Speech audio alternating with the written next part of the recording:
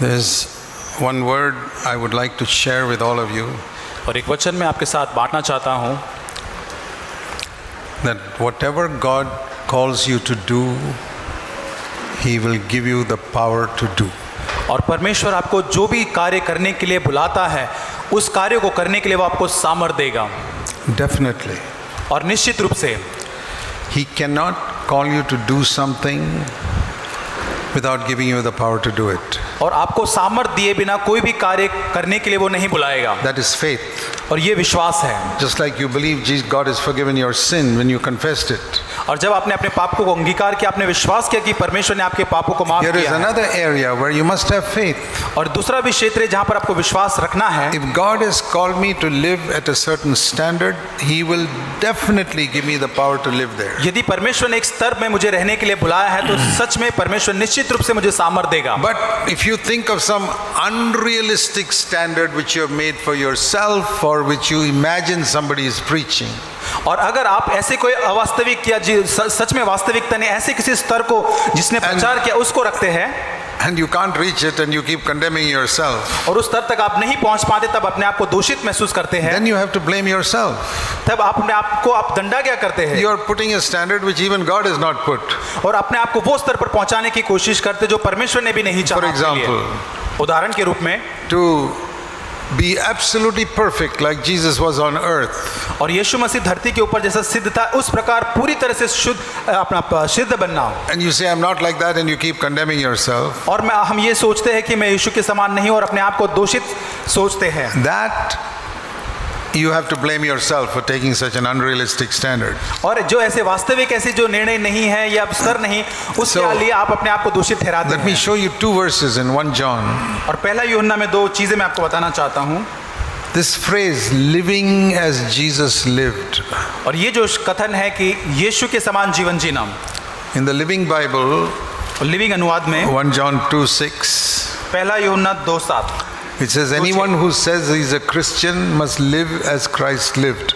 और जो कोई ये कहता है कि मैं उसमें बना रहता हूँ उसे चाहिए कि आप भी वैसा ही चले जैसा वो चलता था। In the Living Bible it says you must live as Jesus lived. और लिविंग अनुवाद में लिखा है कि जैसा वो है वैसा आपको रहना है। Here it says you must walk as he walked. और यहाँ पे लिखा है कि जैसा वो चलता था वैसा आपको चलना है। But in 1 John 3:2, पहला यूहन्ना 3:2 में लिखा है it says we will be like him only when he comes back. और जब वो प्रकट होगा तभी हम उसके समान होंगे। See, these are two different things. और यहाँ पे दो चीजें जो भिन्न We हैं। can walk as he walked now, but we cannot be like him. और जैसा वो चल रहा है वैसा हम चल सकते हैं लेकिन उसके समान नहीं So बनेंगे। if you try to be like him now, you'll always condemn yourself. अगर हम इस समय उसके समान बनने की कोशिश करेंगे तो हम दंडाज्ञा ही अनुभव 1 करेंगे। John 3:2 says you'll be like him only when he comes again. और पहला यूहन्ना 3:2 में लिखा है कि जब वो प्रकट होगा तब हम उसके समान होंगे। We must recognize the difference between 1 John 2:6 and 1 John 3:2. और पहला यूहन्ना 2:6 और पहला यूहन्ना 3:2 के बीच का अंतर हमको जानना है। I can walk as he walked, but I will not be like him. और मैं उसके समान चल सकता हूँ लेकिन जैसा वो है वैसा नहीं बन पाऊंगा। let me explain the difference. और मैं इस अंतर को समझाना चाहता हूँ। Walking is a conscious action. और ये चलना जो है जानबूझकर किए जाने वाला एक कार्य है। We don't walk in our sleep. और हम हमारे नींद में नहीं चलते। Unconscious people don't walk. और जो अनकॉन्शियस होते वो लोग नहीं चलते हैं। Walking is you take each step consciously. और आप जानते और सचेत अवस्था के अंदर आप चलते हैं जानकर। This being refers to our whole personality. और हमारा जो व्यक्तित्व है पूरी हमारी पर्सनालिटी को वो दर्शाता So है। we will be like him only when he comes. और जब वो आएगा तभी हम उसके समान बनेंगे। My whole personality will be like Christ when he comes. और मेरा पूरा व्यक्तित्व यीशु के समान तब बनेगा जब वो आएगा। In my conscious life I can walk by the principles by which he lived. और मेरे सचेत अवस्था के अंदर यीशु मसीह ने जिन सिद्धांतों के द्वारा जिया उस सिद्धांतों के द्वारा मैं जी Once सकता I हूँ। understand this difference, we won't condemn ourselves unnecessarily. और ये अंतर को मैं जब जान लूंगा तो मैं अपने आप को दोष की भावना में नहीं लाऊंगा। It's because people don't understand it that they think we are preaching some unrealistic standard. और लोग इस बात को नहीं समझ पाते इसलिए वो ये सोचते हैं कि ये जो प्रचार करते हैं वो वास्तविक चीज नहीं है। That's why you remember the first day I said, do you know the difference between saying I will never sin and saying I don't want to sin? और मैंने जो पहले दिन बताया था कि इस दोनों कथन के अंदर अंतर है कि मैं पाप नहीं करूंगा और मैं दूसरा कथन कि मैं पाप नहीं करना चाहता। That is what we say. I don't want to sin. और यही हम कहते हैं कि मैं पाप नहीं करना Not चाहता। I will not sin. Nobody ये can नहीं say. कहता। Nobody can say that. कोई भी नहीं कह सकता कि मैं पाप नहीं करूंगा। Now, what does it mean to keep a good conscience? और अच्छा एक जो हमारा विवेक रखना उसके बारे में क्या है। Let me give you an example from Acts 23. और प्रेरितों के काम 23 अध्याय से उदाहरण दूंगा।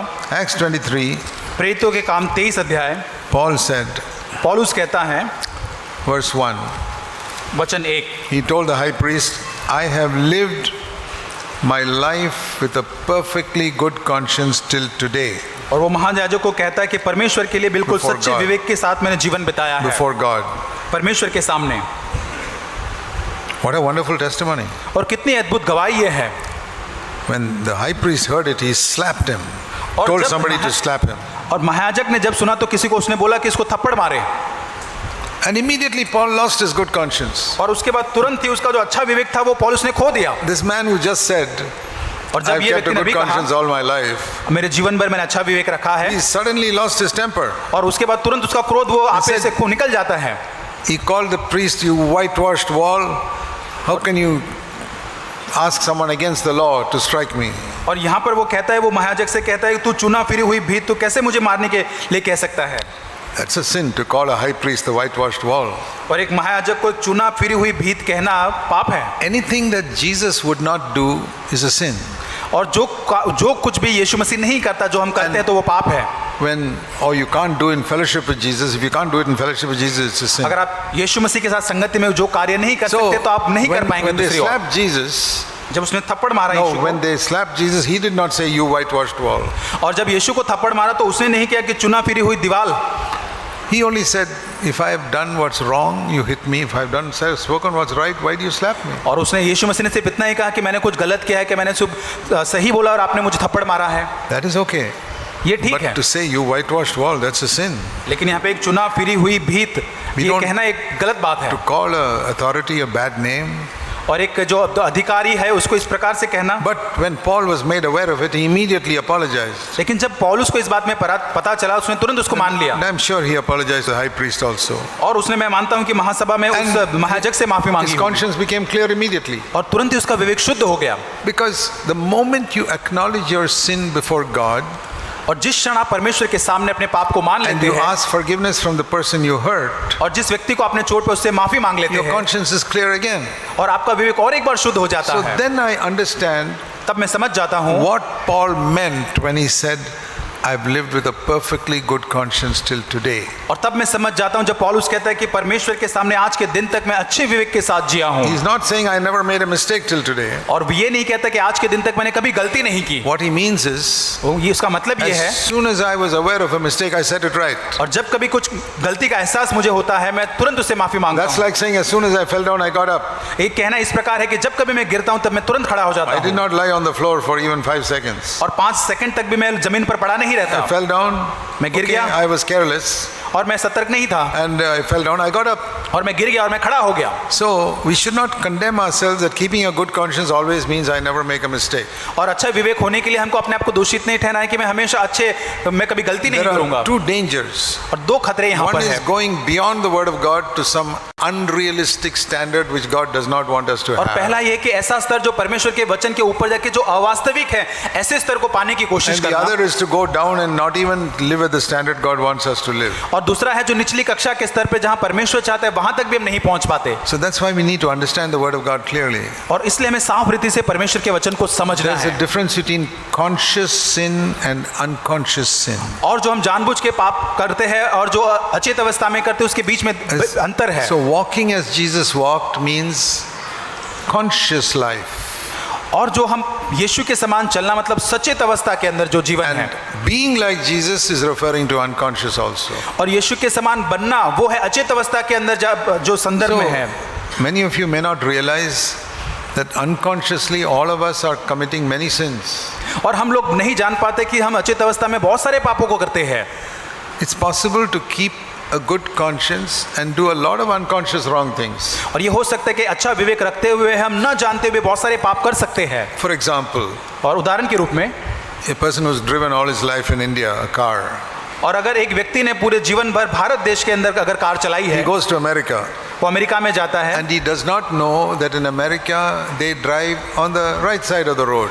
और वहां पे अमेरिका में जाकर उसको ये पता नहीं कि तो दाईं और अमेरिका के अंदर गाड़ी चलाते Here हैं we drive on the left side of the और यहाँ road. पर तो हम सड़क में दाईं और बाईं और चलाते But हैं he goes to some place and there are not many policemen there. और वहां पे एक जगह पर जाते हैं जहाँ ज्यादा पुलिस में नहीं है And for many days, बहुत he दिनों तक somehow misses accidents and drives on the right side of the road. और वो दाईं ओर चलाता है और अकस्मात से बचकर गाड़ी चलाता है And he's probably criticizing all these other people who are driving on the wrong side of the road. और वहां पे वो और लोगों की आलोचना करता है कि ये लोग गलत जगह पर गाड़ी चला रहे हैं But he's not committing consciously anything wrong. और वो जानबूझ के ये पाप नहीं कर रहा अपनी सचेत अवस्था में It's an extreme example. और ये बहुत ही कुछ That उदाहरण is an है example of unconscious sin.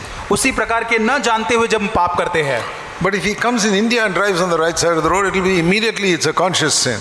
और अगर वो भारत में आके फिर दाईं और गाड़ी चलाता है वो तो जानबूझकर किया Here जाने वाला he's पाप है grown up here, he knows it is wrong. और वो यहाँ पर बड़ा हुआ उसको पता है यहाँ पर नहीं चला That सकते is an example. और ये एक उदाहरण है And like that, there are many things in our life which we don't know, but we are doing wrong things. और ऐसे ही हमारे जीवन के अंदर बहुत सारी ऐसी चीजें हैं जो गलत है और हम करते आए और हमको नहीं पता But if you are faithful in the area you know, लेकिन जो आपको क्षेत्र पता है वहां पर आप विश्वास योग्य है then God will give you a little more light on what you don't know. तो परमेश्वर आपको प्रकाश देगा उन क्षेत्रों के लिए जिन बारे में आपको नहीं पता One of the examples I use is an ice cube in a glass of, say, grape juice or something. और एक उदाहरण मैं देता हूं कि एक ग्लास के अंदर एक बर्फ का टुकड़ा जैसे हम रखते हैं एक जूस के ग्लास में So, only 1/10 of that, 10% of that ice cube is above the grape juice. और उस पानी के ऊपर बर्फ का टुकड़ा जो होता है उसका 10वां भाग ही उस पानी के ऊपर देख पाते हैं 90% you can't see. 90% उसको हम नहीं देख It is पाते hidden by this colored juice. ये कलर के जूस के अंदर वो छुपा हुआ होता है You can see 10%. 10% ही आप देख सकते हैं So, that is a picture of conscious sin and unconscious sin. वो जो भाग जो है वो सचेत अवस्था में किया जाने वाला और नीचे का भाग जो है जो अचेत अवस्था में And if I take a knife, और अगर मैं चाकू लेता हूं and sharp knife and cut off that top 10% of that ice cube, और उसके बाद मैं फिर वो बुधारदार चाकू से उसके 10% को काट देता हूं what will happen? तब क्या होगा All you clever people, you know what will happen? आप चतुर लोग जानते क्या होगा Something that is underneath will come up. और जो नीचे रह गया था वो अब ऊपर आ जाएगा Because the ice cube will again show out of the hidden part, another 10% will become visible. क्योंकि बर्फ का टुकड़ा जो है अभी वो जो काटा गया वो निकल गया है अभी नीचे का भाग ऊपर आ जाएगा So you slice some more, तो अभी और थोड़ा काटते हैं some more will come up. थोड़ा और ऊपर आएगा बर्फ This is what the Bible calls sanctification, और यही है एक शुद्धिकरण है जो बाइबल में कहता है progressive sanctification. और बढ़ोतरी के रूप में एक शुद्धिकरण होना But if you don't cut off that top 10%, लेकिन अगर वो 10% ऊपर का आप नहीं काटेंगे for 20 years, 20 साल तक भी you will never discover any of your unconscious sin. तो उसके बाद 20 साल तक भी वो नीचे जो छिपे हुए अचेतन पाप है वो आप नहीं जान पाएंगे To discover your unconscious sin, you must deal with conscious sin. आपके जो अचेतन पाप है उसको जानने के लिए आपको जानबूझ के पाप जो पाप है उसको जानना जरूरी है I've discovered so many areas of unconscious sin in my life in the last 30-40 years. और पिछले 30-40 साल के अंदर जो न जानते हुए जो पाप करता हूँ उसको मैं ढूंढ पाया And that teaches me there's a lot more that I still have to discover. और वो मुझे सिखाता है कि अभी मुझे आगे भी और कुछ बहुत कुछ खोजना है But the ice cube is becoming smaller and smaller लेकिन उसके बाद जो बर्फ का टुकड़ा है वो छोटा छोटा बनते जा रहा because है when I get light on something, I'm trying to judge myself and get rid of it. और जब मुझे किसी चीज के ऊपर प्रकाश आता है उसको मैं निकाल देता हूँ और वो छोटा हो जाता है So don't condemn yourself because you suddenly discover, oh, there was something wrong in my life I never knew. और अपने आप को दोषित न सोचे कि कोई चीज ऐसी आपको पता चलती है जो गलत आपके जीवन में है Thank God you got some light on it. और परमेश्वर का धन्यवाद हो कि आपको उस चीज के ऊपर प्रकाश मिला You deal with it. और आपने उसके साथ व्यवहार किया Many things. बहुत सारी See, for चीजें example, because of our culture, और हमारी संस्कृति की वजह से we may not see that certain things are wrong.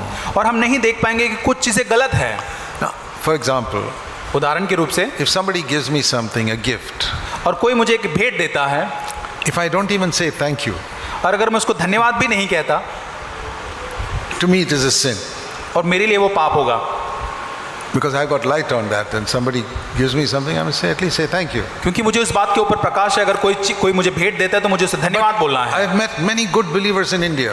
और मैंने बहुत सारे ऐसे मसीह विश्वासियों को मैं मिला हूँ भारत में If you give them a gift, अगर आप उनको कोई भेंट देते हैं they say, और वो कहेंगे हाँ It's speaking in tongues. Means thank you. ऐसा बोलना अन्य भाषा में बोलने के समान है। I've learned to interpret that now after many years. बहुत सालों means के thank बाद you. ये को अनुवाद करना मैं सीख गया हूँ। And it's not common in India for people to say thank you. और भारत देश के अंदर I don't धन्यवाद know. बोलना एक सामान्य पाई जाने वाली बात नहीं have है। seen that with so many very good believers. और बहुत सारे अच्छे मसीह के साथ मैंने ये देखा है। And even I'm sorry. और आई एम सॉरी ये जो See, शब्द है, we tried other day to find a Hindi word for sorry. और Sorry is not maaf karo, forgive me. That is another word. Sorry, there is no translation in Hindi. और हिंदी में sorry word का कोई अनुवाद नहीं है। I asked my Tamil translator, is there a word in Tamil? और मैंने अनुवाद जो तमिल में करते उसको पूछा सॉरी का कोई अनुवाद तमिल He में है? said there's no translation. It is वो it's only maaf karo. That means forgive me. और वो केवल हिंदी जैसा ही है, माफ करो। I say our culture has not even got a word for sorry हमारी संस्कृति के पास सॉरी का शब्द का अनुवाद भी नहीं है, because we don't say it. क्योंकि हम नहीं बोलते हैं। But it's a very common word in English. I'm sorry. और इंग्लिश भाषा के अंदर बहुत ही सामान्य रीति से इस्तेमाल किया जाता है ये। So even sorry, I've heard sometimes is something else. और सॉरी भी कई बार लोग ऐसे बोलते हैं So I have to distinguish. तो मुझे उसमें भेद निकालना पड़ता है। To me, it's just like speaking in tongues. I've got to. वो अन्य भाषा में बोलने के जैसा I've ही got to है। interpret it. He's और saying मुझे sorry. अनुवाद करना पड़ता है He's कि meaning अब- sorry. He's meaning thank you. और ये का मतलब धन्यवाद है, ये का मतलब सॉरी है। I say okay. I ignore it. और मैं उसको ऐसे ही जाने देता हूँ, ठीक है। I don't judge them. मैं उनका न्याय नहीं करता। It is 100% unconscious. और ये जो बात है 100% न जानते हुए अनजाने में I'm किए जाने sure वाली they are है। grateful. और वो उनके अंदर But धन्यवाद है, They don't know how to express it. लेकिन उनको पता नहीं कि कैसे उसको अभिव्यक्त करते हैं। Don't judge them. I don't judge them. और उनका न्याय न करें, न मैं न्याय करता हूँ I उनका। say this is the part of the ice cube which is underneath for them. और ये जो बर्फ का टुकड़े का जो नीचे का भाग है वो अभी नीचे ही है। If you husbands and wives will recognize this, it will make your life much happier. अगर पति पत्नी के रूप में आयु क्षेत्र को जान जाएंगे तो आपका जीवन और आनंदमय हो जाएगा।